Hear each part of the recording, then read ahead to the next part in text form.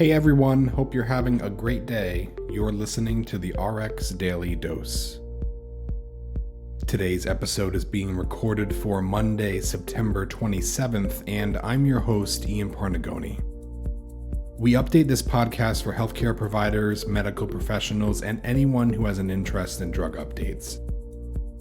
Don't forget to like, share, and subscribe on all your favorite podcast platforms and social media, including iTunes, Spotify, YouTube, and Instagram. All links can be found in the show notes below. So in today's episode, we have updates which include approval of Exkivity, a new treatment for non-small cell lung cancer, and approval of Tivdak for cervical cancer. We'll also be going over the new recommendations for the Pfizer COVID vaccine booster shots. As always, feel free to skip around. I'm going to include times in the show notes so you get the drugs that interest you. First up this week, the FDA approved mobocertinib, which goes by brand name Exkivity, for adult patients with locally advanced or metastatic non-small cell lung cancer with epidermal growth factor receptor exon 20 insertion mutations as detected by an FDA-approved test, whose disease has progressed on or after platinum-based chemotherapy. Lung cancer is the most common cancer type and the leading cause of cancer-related deaths worldwide, with non-small cell lung cancer accounting for 80 to 85% of all lung cancers. Approximately 2 to 3% of patients with non-small cell lung cancer will have EGFR exon 20 insertion mutations, which are a group of mutations on a protein that causes rapid cell growth and consequently helps cancer spread. EGFR exon 20 insertion mutations are the third most common type of EGFR mutation. The approval was based on Study 101, an international, non-randomized, open-label, multi-cohort clinical trial which included patients with locally advanced or metastatic non-small cell lung cancer with EGFR exon 20 insertion mutations. Efficacy was evaluated in 114 patients whose disease had progressed on or after platinum-based chemotherapy. Patients received Exkivity 160 milligrams orally daily until disease progression or intolerable toxicity. The main efficacy outcome measures were overall response rate according to RECIST 1.1, as evaluated by blinded independent central review, and response duration. The overall response rate was 28%, with a median response duration of 17.5 months. The most common adverse reactions were diarrhea, rash, nausea, vomiting, decreased appetite, dry skin, and musculoskeletal pain. Product labeling includes a boxed warning for QT prolongation and torsades de pointes, and warns of interstitial lung disease, pneumonitis, cardiac toxicity, and diarrhea. The recommended Exkivity dose is 160 milligrams orally once daily until disease progression or unacceptable toxicity. This indication is approved under accelerated approval based on overall response rate and duration of response. Continued approval for this indication may be contingent upon verification and description of clinical benefit in a confirmatory trial. This review was conducted also under Project Orbis, an initiative of the FDA Oncology Center of Excellence, and it provides a framework for concurrent submission and review of oncology drugs among international partners. For this review, the FDA collaborated with the Australian Therapeutic Goods Administration, the Brazilian Health Regulatory Agency, and United Kingdom's Medicines and Healthcare Products Regulatory Agency. The application reviews are ongoing at the other regulatory agencies. The FDA also approved tisotumab vedotin, which goes by brand name Tivdak, a tissue factor-directed antibody and microtubule inhibitor conjugate for adult patients with recurrent or metastatic cervical cancer with disease progression on or after chemotherapy. All women are at risk for cervical cancer. It occurs most often in women over age 30. Long-lasting infection with certain types of the human papilloma or HPV virus is the main cause of cervical cancer. HPV is a common virus that is passed from one person to another during sex. At least half of sexually active people will have HPV at some point in their lives, but few women will get cervical cancer. Screening tests and HPV vaccine can help prevent cervical cancer. When cervical cancer is found early, it is highly treatable and associated with long survival and good quality of life. The approval was based on ANOVA-TV 204, an open-label, multi-center, single-arm clinical trial. Efficacy was evaluated in 101 patients with recurrent or metastatic cervical cancer who had received no more than 2 prior systemic regimens in the recurrent or metastatic setting, including at least 1 prior platinum-based chemotherapy regimen. 69% of patients had received bevacizumab as part of their prior systemic therapy.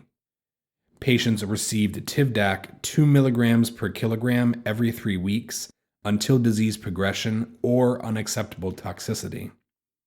The main efficacy outcome measures were confirmed objective response rate as assessed by an independent review committee using RECIST 1.1 and duration of response. The objective response rate was 24% with a median duration of response of 8.3 months. The most common adverse reactions, including lab abnormalities, were decreased hemoglobin, decreased lymphocytes, peripheral neuropathy, hemorrhage, leukocytes decreased, creatinine increased, prothrombin international normalized ratio increased, diarrhea, and rash. Product labeling includes a boxed warning for ocular toxicity. The recommended dose is 2 mg per kilogram up to a maximum of 200 mg for patients greater than 100 kilograms, given as an IV infusion over 30 minutes every 3 weeks until disease progression or unacceptable toxicity. The FDA also approved ranibizumab, which goes by brand name Biuviz, as the first biosimilar to Lucentis for the treatment of several eye diseases and conditions, including neovascular age-related macular degeneration, a leading cause of vision loss and blindness for Americans aged 65 years and older. Biuviz is also approved to treat macular edema following retinal vein occlusion and myopic choroidal neovascularization, a vision-threatening complication of myopia. Neovascular age-related macular degeneration destroys the sharp central vision needed to see clearly and can affect daily activities like reading, driving, and watching television. There are 2 types of AMD, dry and wet. While dry AMD is more common, the wet AMD leads to vision loss at a faster rate. Both macular edema and myopic choroidal neovascularization can also lead to visual impairment. Biological products are generally derived from a living organism and can come from many sources, including animals and microorganisms such as bacteria or yeast. A biosimilar is a biological product that is approved based on data showing that it is highly similar to a biological product already approved by the FDA, sometimes called the reference product, and has no clinically meaningful differences in terms of safety, purity, and potency from that reference product. In addition, it meets other criteria specified by law. Patients can expect the same safety and effectiveness from the biosimilar over the course of treatments as from the reference product. The FDA's approval of Biuviz was based on a review of evidence that included extensive structural and functional characterization, comparative clinical efficacy, and safety evaluations, including potential immunogenicity, that demonstrated Biuviz is biosimilar to Lucentis. To date, the FDA has approved 31 biosimilars, including 1 interchangeable biosimilar, for the treatment of a variety of health conditions. BioViz is administered by intravitreal injection once a month. Administration of BioViz may cause serious side effects, including endophthalmitis and retinal detachments, increases in intraocular pressure, and thromboembolic events. The most common side effects of BioViz include conjunctival hemorrhage, eye pain, vitreous floaters, and increased intraocular fluid pressure. And finally today, I wanted to quickly go over what the FDA, CDC, the advisory panels, and the media coverage of the booster doses of the Pfizer COVID vaccine, which goes by brand name Comirnaty, actually means. On September 22nd, the FDA updated the emergency use authorization for the Pfizer COVID-19 vaccine to allow for use of a single booster dose to be administered at least 6 months after completion of the primary series in the following situations. First, for individuals 65 years of age and older. Second, for individuals 18 through 64 years of age who are at high risk of severe COVID-19. And for individuals 18 through 64 years of age whose frequent institutional or occupational exposure to the SARS-CoV-2 virus puts them at high risk of serious complications of COVID-19, including severe COVID-19. Now, mind you, this authorization applies only to the Pfizer COVID-19 vaccine. We expect both Moderna and the Johnson & Johnson vaccine to have more information later. Comirnaty was approved by the FDA on August 23rd for the prevention of COVID-19 caused by SARS-CoV-2 in individuals 16 years of age and older. On August 25th, the FDA received a supplement from Pfizer to their biologics license application for Comirnaty, seeking approval of a single booster dose to be administered approximately 6 months after completion of the primary vaccination series for those individuals 16 years of age and older. It's also important to note that the FDA authorized the Pfizer COVID-19 vaccine as the same formulation as the FDA-approved Comirnaty, and the vaccines may be used interchangeably. So remember, the FDA edited the EUA on September 22nd with those 3 different criteria guidelines for who should receive the booster dose. 2 days later, on September 24th, the CDC added their own recommendations and helped clarify the FDA's approval on who should actually get a COVID booster. And here's what the CDC says. People 65 years and older and residents in long-term care settings should receive a booster shot of Pfizer COVID-19 vaccine at least 6 months after their primary series.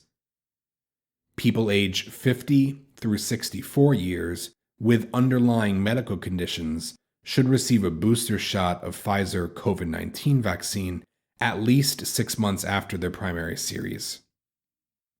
People age 18 through 49 years with underlying medical conditions may receive a booster shot of Pfizer COVID-19 vaccine at least 6 months after their primary series. And then people aged 18 through 64 years who are at increased risk for COVID-19 exposure and transmission because of occupational or institutional setting may receive a booster shot of the Pfizer COVID-19 vaccine at least 6 months after their primary series. I'll include a link to the CDC ACIP recommendations if you want to read more. And that's all I have for right now. I hope you enjoyed today's episode. I'll include all links in the show notes below, so please go back and check those out too. Please connect with me on any of your social media platforms and give me feedback on what you heard today. I'd love to know what you thought about the episode.